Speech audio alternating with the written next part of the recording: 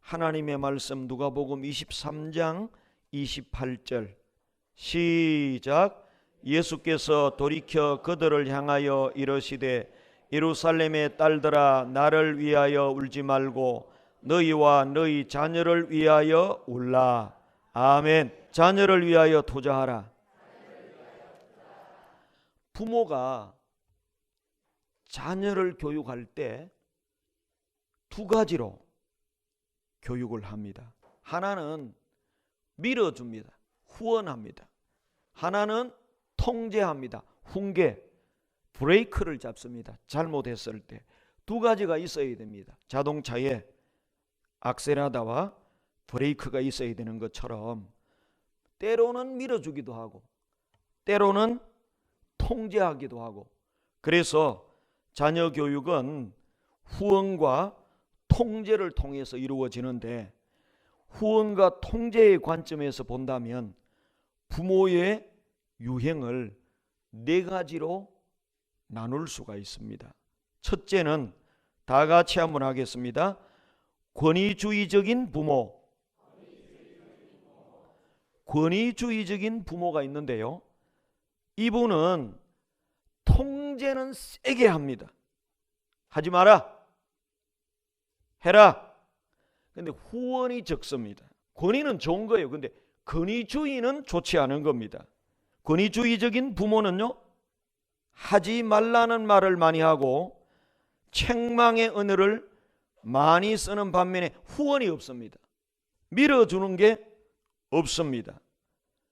이런 경우에 자녀들은 정서와 감정에 대해서 큰 상처를 받습니다. 위협적인 통제와 부정적인 언어를 많이 사용합니다. 예를 들어서 아이가 밤늦게 텔레비를 보고 있어요. 그만 봐라, 가서 자, 더 보고 싶어요, 맞을래, 일찍 자고 공부해. 타협이 없습니다. 대화가 없습니다. 아주 권위주의적인 통제만 있습니다. 이런 자녀는 자라게 되면 정서적인 불안을 느끼게 되고 의기소침해집니다. 자아가 별로 없어요. 그래서 권위주의적인 부모는 이제 후원을 많이 하는 자리로 변화가 돼야 됩니다. 두 번째는 다 같이 하겠습니다. 무관심한 부모. 무관심한 부모는요, 통제도 안 하고 후원도 제대로 안 해요. 그냥 놔놓는 거예요. 지 마음대로 하도록. 간섭도 별로 없고 격려도 없습니다. 간섭 안 하니까 좋은 것 같죠?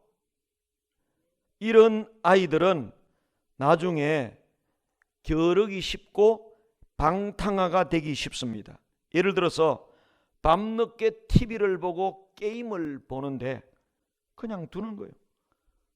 하고 싶으면 그냥 하고, 하기 싫으면 하지 말고.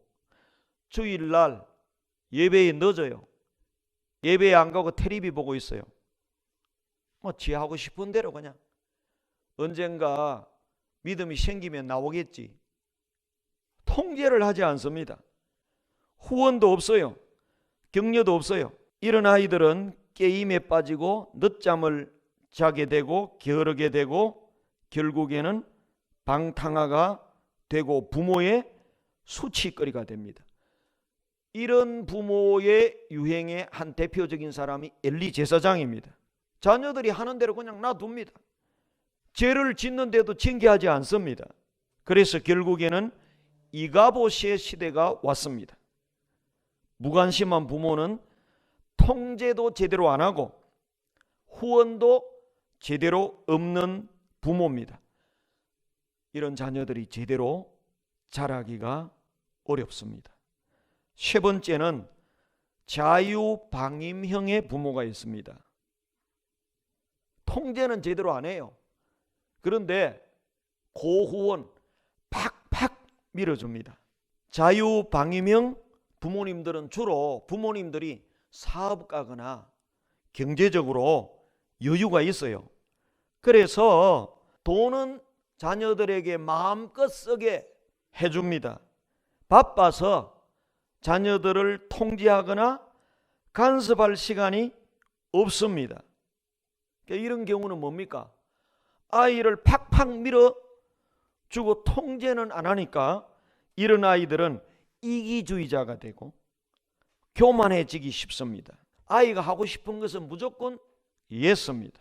이런 경우에 자녀들은 언젠가는 부모를 멸시하고 폐륜화가 되기 쉽습니다. 이런 부모는 언젠가는 자녀로 인해서 수치를 당하게 되고 원망을 들을 수밖에 없습니다.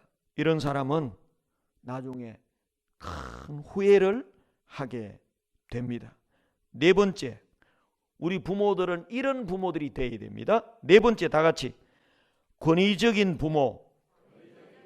여러분, 권위주의적인 부모와 권위 있는 권위적인 부모는 다릅니다. 권위주의적인 부모는요, 밀어주는 것은 없으면서 통제만 하는 거야. 이거 하지 마, 이거 해, 일찍 자, 텔레비 보지 마, 공부해. 권위주의자, 이런 부모는 아주 잘못된 부모예요.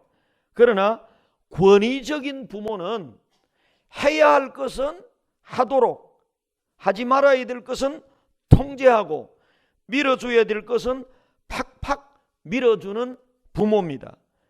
교회도 그래요. 교회가 잘못된 것은 통제를 확실히 하고, 해야 될 것은 팍팍 밀어주고, 자, 이제 권위적인 부모가 되어야 됩니다. 통제도 확실히 하고 후원도 확실히 하는 겁니다. 예를 들자면 아이가 밤늦도록 게임을 하고 텔레비를 시청할 때 권위주의적인 부모는 빨리 자, 불 꺼, 그만두고 빨리 자, 텔레비 더 보고 싶은데요, 맞을래? 이렇게 나오는 부모가 권위주의적인 부모라면, 권위적인 부모는 그래, 텔레비가 많이 보고 싶지, 그런데 밤늦게 텔레비를 보면 내일 늦잠 자게 되고 학교에 늦게 되고 내일 교회 못 가게 돼. 그러니까 오늘은 그만 보고 앞으로 좋은 프로가 나오면 더 많이 보여줄게, 같이 자자. 그러면서 꼭 깨안아주는 부모입니다. 통제를 확실히 하면서도 나는 너를 여전히 사랑해, 깨안아주면서 붙들어주는 거예요. 이게 권위적인 부모입니다. 주일날 교회를 안 가고 있어요. 지각하고 있어요. 교회 가자. 오늘 하나님께 예배드리는 날이야. 성경 읽어. 기도해. 아빠도 너를 위해서 기도해 줄게. 예배생활 잘하면 다윗처럼 훌륭한 믿음의 사람이 될 수 있어. 우리 하나님은 예배 잘 드리는 자에게 큰 복을 주셔. 통제를 확실히 하고 그 다음에 보상도 하는 겁니다. 교회 갔다 왔을 때 너무 이쁘다, 하나님 참 기뻐하겠다, 큰 일꾼 되겠다. 권위적인 부모가 되어야 됩니다. 통제할 것은 확실히 통제하고 후원할 것은 후원해야 됩니다. 주일은 예배하는 날이야. 하나님이 예배하는 아이를 기뻐해. 다윗처럼 예배하면 하나님이 위대한 일꾼으로 만들어 주셔. 예배 갔다 왔을 때 참 이쁘다, 참 고맙다, 앞으로 하나님이 큰 일꾼으로 만들어 주겠다. 권위주의적인 부모와 권위적인 부모는 완전히 다릅니다.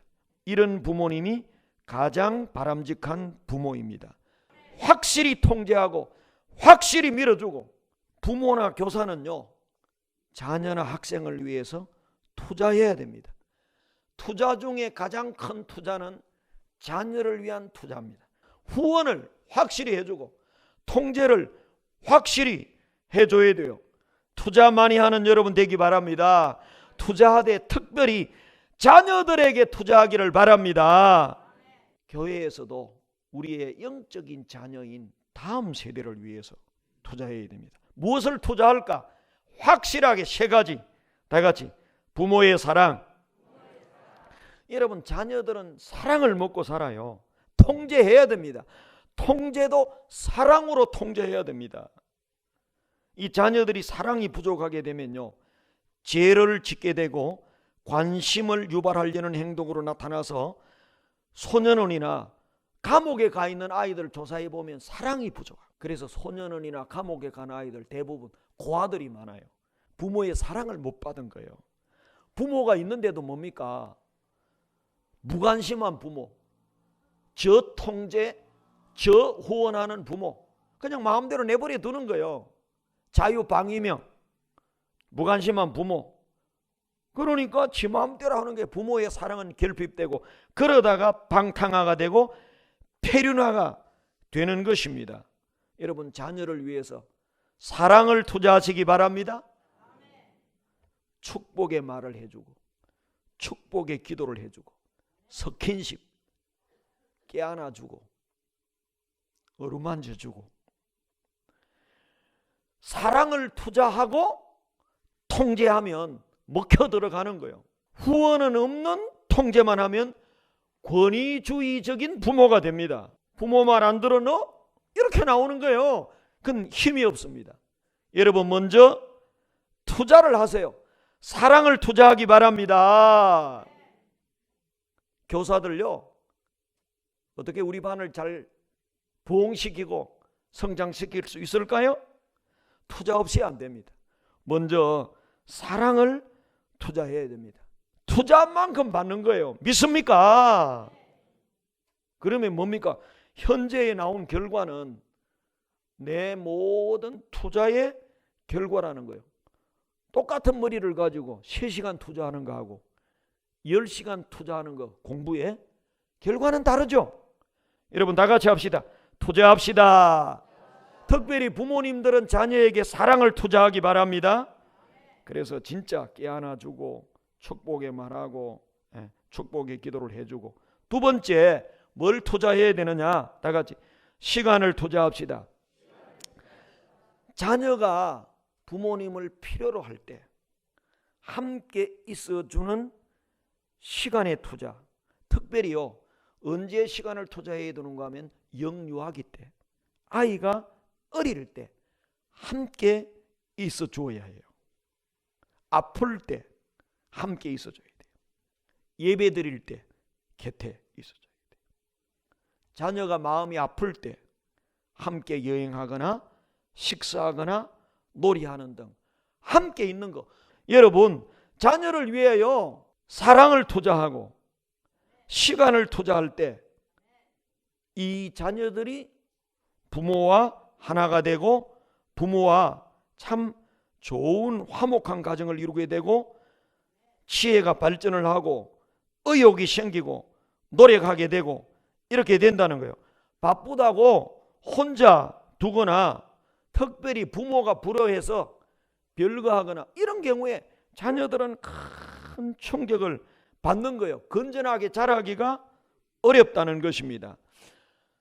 백만불 장학생의 어머니 황경의 사모님이 텔레비에 옛날에 많이 나왔었어요. 아들이 다쳐서인지 아파가지고 학교도 못 가고 집에 있을 때 이 어머니가 사업을 여러 가지 두바이까지 사업을 했는데 아들을 위해서 싹 다 정돈하고 3개월 동안 아들과 함께 있어 줬대요. 그러니까 이 아들이 엄마, 언젠가 엄마에게 가장 내가 필요할 때 엄마 곁에 있어 줄게요. 여러분, 자녀들이 언제 사랑을 느낍니까? 함께 있어 줄 때. 우리 교사들과 부모님들, 자녀들을 위하여, 학생들을 위하여 투자해야 되는데 뭘 투자해야 되겠습니까? 시간을 투자해야 할 줄로 믿습니다. 여러분이 투자한 시간만큼 열매를 거두게 될 줄로 믿습니다. 그래서 부모들이 자기 시간만 갖지 말고 할 수만 있으면 자녀들과 함께하는 시간, 이게 투자입니다. 마지막으로 다 같이 물질 투자. 자녀를 위하여 물질을 세게 투자해야 됩니다. 황경희 사모님의 간증을 들어보면 자신은 이슬을 먹고 살아도 내 자식을 위하여 투자하겠다고 결심을 했다고 그래요. 그래서 환경의 사모님은 어려운 가운데 세 자녀를 운동을 이것저것 시키고 음악을 요즘 말로 하면은 색스폰 같은 거 하고 피아노 하고 두세 개를 시키고, 외국에는 대학을 시험 칠 때 서류 전형이 많아요. 그래서 나는 색스폰을 할 줄 압니다. 피아노를 칠 줄 압니다. 나는 럭비를 많이 운동했습니다. 탁구를 3년 5년간, 테니스를, 이게 굉장히 진학하는데 플러스 알파가 되거든요. 근데 남편도 없이 혼자 세 자녀를 몇 가지씩 운동을 시키고 몇 가지 음악을 시켰대요. 그래서 나는 이슬을 먹고 살아도 내 자녀들을 위해서 투자하겠다. 그래서 이 자녀들이 미국 최고의 대학에 다 들어갔거든요. 그래서 자녀를 위한 물질 투자, 그리고 세계적인 안목을 넓히기 위해서 세계 여행을 보낸 거예요. 미국에서 중국에도 보내고 멕시코도 보내고 남미에도 보내고, 자랄 때 세계적인 안목을 열어주기 위해서 비전 트립을 보냈다는 것입니다. 연약한 여인 혼자서 3명의 자녀를 키우면서 운동시키고 음악하게 하고 해외여행을 하게 했으니까 얼마나 힘들었겠어요. 돈 벌어서 자기는 이슬을 마시더라도 자녀들을 위해서 다 투자했다는 것입니다. 그리고요, 자녀의 이름으로 20년간 하나님 앞에 물질을 심었다고 했습니다. 여러분, 자녀의 이름으로 하나님 앞에 잘 심는 여러분 되기를 바랍니다. 부모의 투자가 있어야 됩니다. 그래야 명품 자녀가 양육이 되는 거예요. 이 환경의 사모님이 혼자서 자녀를 키우면서 1만 불, 지금 돈으로 1200만 원이죠. 1만 불을 투자해가지고 아프리카에 교회를 지었대요. 자녀들 이름으로. 그런데 하나님이 어떻게 역사하셨는고 하니까 그 자녀들이 100만 불의 장학금을 받아, 장학금이 12억입니다. 하나님은 100배나 채워주시는 분인 줄로 믿습니다. 이 환경의 사모님의 간증을 듣다가 보면 처음에 100만 불 받아가지고 한국에 텔레비하고 나왔는데요, 나중에 추가로 50만 불, 30만 불을 받았어요. 그러니까 10,000불 심었는데 약 200만 불, 20억 이상의 세 자녀가 20억 이상의 장학금을 받는 엘리트가 된 거예요. 자녀를 위하여 물질을 투자할 때 하나님이 채워주실 줄로 믿습니다. 오늘 말씀을 정리하겠습니다. 사랑하는 성도 여러분, 여러분의 자녀를 위하여 투자하시면 하나님이 명품 자녀로 양육시켜 주실 줄로 믿습니다.